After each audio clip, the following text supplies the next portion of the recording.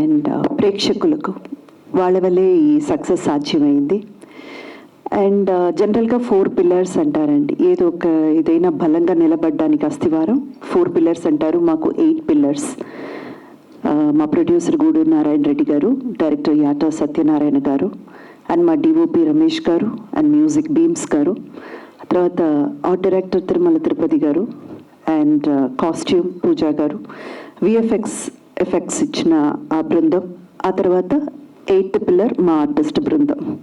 So మేమందరం కలిసి సమిష్ట కృషితో ఈ మూవీని మీ ముందుకు తీసుకొచ్చాము.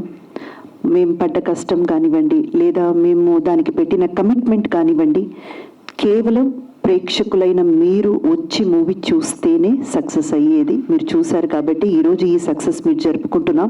Thank you so much. ఇంతకంటే కూడా పెద్ద సక్సెస్ మీరు చెయ్యగలరు. చెయ్యాల్సిన బాధ్యత ప్రతి ఒక్కరికి ఉంది. ఎందుకంటే ఇది చరిత్ర.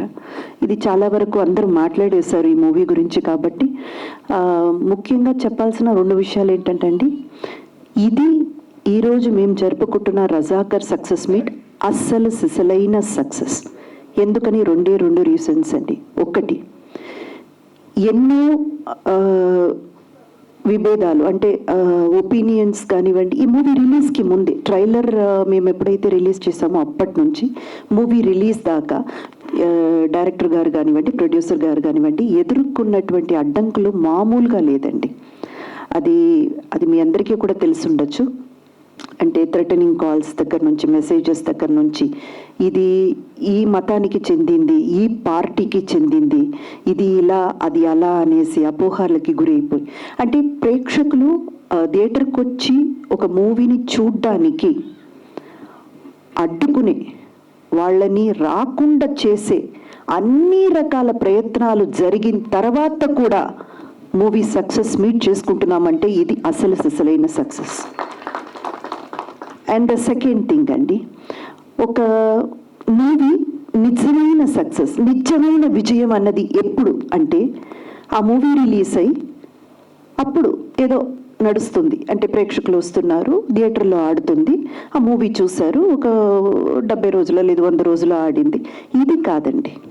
ఇది కూడా సక్సెసే. కానీ అసలు సిసలైన సక్సెస్ ఏంటంటే, ఒక 5 ఏళ్ల తర్వాత, 10 ఏళ్ల తర్వాత, లేదా 25 ఏళ్ల తర్వాత కూడా ఏదో ఒక విషయం మీకు తెలియాలి, లేదా ఏదో ఒక విషయం మీద మీకు ఒక అవగాహన లేదు, ఏదో ఒక విషయం తెలుసుకోవాలని మూవీ ద్వారా మళ్ళీ మీరు ఆ విషయాన్ని తెలుసుకుంటున్నారు, లేదా ఆ మూవీని మళ్ళీ చూస్తున్నారంటే అది నిజమైన విజయం. మా మూవీ రజాకర్ ఇప్పుడు కాదండి, 5 ఏళ్ల తర్వాత, 10 ఏళ్ల తర్వాత, 15 ఏళ్ల తర్వాత కూడా ఇప్పటికంటే కూడా ఎక్కువగా ప్రేక్షకులు చూస్తారన్న నమ్మకం మా అందరికీ ఉంది.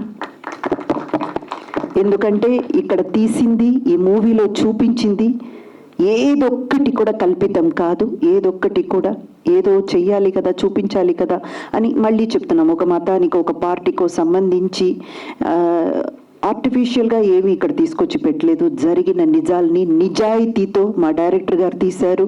దాన్ని ఎంతో గుండె నిబ్రంతో, ధైర్యంతో మా ప్రొడ్యూసర్ గారు మీ ముందు తీసుకొచ్చారు. సో ఈ movie not only as a movie, it is going to be a lesson, it is going to be there as ఒక డాక్యుమెంట్. నిజంగా చెప్పాలంటే అది డాక్యుమెంట్గా కాకుండా మీ అందరికీ ఇష్టపడి మీరు కూర్చుని చూసే విధంగా ఒక సినిమాగా మీ ముందు తీసుకొచ్చారు. So wonderful. చాకలి ఐలమ్మగా నాకు ఒక పాత్ర ఇచ్చి నా కెరియర్లో ఎప్పటికీ మర్చిపోని ఒక మైల్ స్టోన్గా నిలబడే ఒక పాత్ర ఇచ్చినందుకు యాటా సత్యనారాయణ గారికి, గూడూరు నారాయణ రెడ్డి గారికి ఎప్పటికీ రుణపడి ఉంటాను. అలాగే నన్ను ఇంత బాగా రిసీవ్ చేసుకున్న ప్రతి ఒక్కరికి, ప్రేక్షకులు కానివ్వండి, మా ఆర్టిస్ట్ బృందం కానివ్వండి, ప్రతి ఒక్కరికి నా ధన్యవాదాలు. Thank you so much. Thank you so much Indraja గారు.